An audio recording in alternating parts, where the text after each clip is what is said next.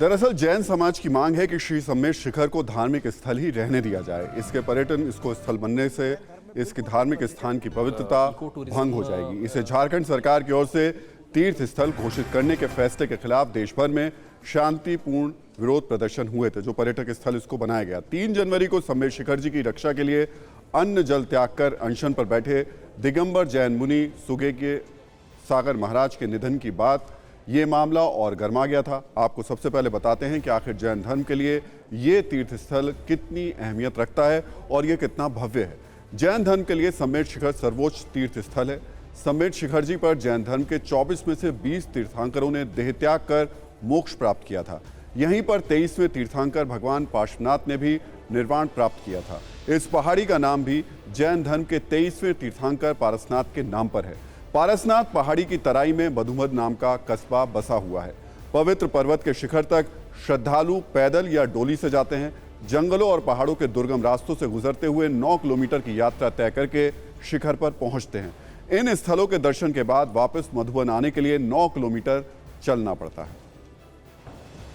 सवाल यही है कि अगर जैन धर्म का ये इतना बड़ा तीर्थ स्थल है तो फिर बवाल क्यों, और आदिवासी क्यों इस पर दावा कर रहे हैं। दरअसल पारसनाथ पहाड़ पर आदिवासी संथाल समुदाय का दावा है।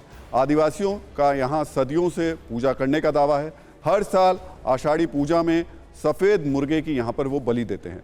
आदिवासी इसे मरांग बुरू पहाड़ कहते हैं। आदिवासी संथाल मरांग बुरू को अपना पूर्वज मानते हैं। मरांग बुरू का मतलब होता है बूढ़ा पहाड़। इस पहाड़ पर मरांग बुरू दिशोम मांझी थान भी है। इसे आदिवासियों का धार्मिक स्थल कहा जाता है। एक दावा यह भी है कि पारसनाथ की इन पहाड़ियों पर आदिकाल से आदिवासी परंपरागत पूजा करते आ रहे हैं और यहाँ पर जैन समुदाय के लोग और आदिवासियों के तालमेल को देखा भी गया है। यह आसपास के गांव के आदिवासियों की आजीविका का एकमात्र साधन है। यहाँ के जैन मंदिरों में आने वाले श्रद्धालु चाहे इन्हें डोली में बिठाकर ले जाने का काम हो या कुर्सी पर या फिर जंगल के 17 किलोमीटर के दुर्गम रास्ते से बाइक पर या फिर पैदल सफर हो, आदिवासी युवक श्रद्धालुओं को तीर्थ स्थल तक ले जाने में मदद करते हैं। लेकिन अब जैन और आदिवासी आमने सामने आ चुके हैं, वो भी इस कदर कि आज से 2 दिन पहले भारी संख्या में आदिवासी तीर धनुष, तलवार, कुल्हाड़ी जैसे पारंपरिक हथियारों के साथ सड़क पर उतर गए। इतना ही नहीं, जनजातीय संगठन ASA पारसनाथ पहाड़ियों को जैनियों से मुक्त कराने का ऐलान कर चुका है।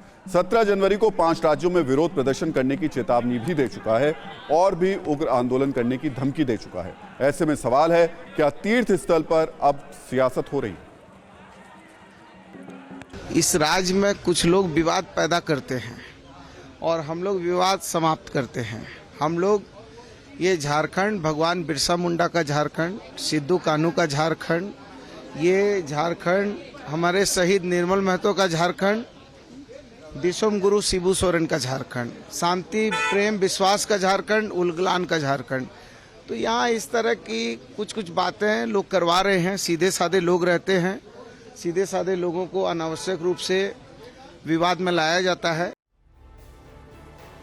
आपको बताते हैं कि जिस तीर्थ स्थल को लेकर जैन और आदिवासी समुदाय के लोग आमने सामने हैं, वो कहाँ है और उसकी खासियत क्या है। इसकी भव्यता का अंदाजा आप इसी बात से लगा सकते हैं कि इसे झारखंड का हिमालय भी कहा जाता है।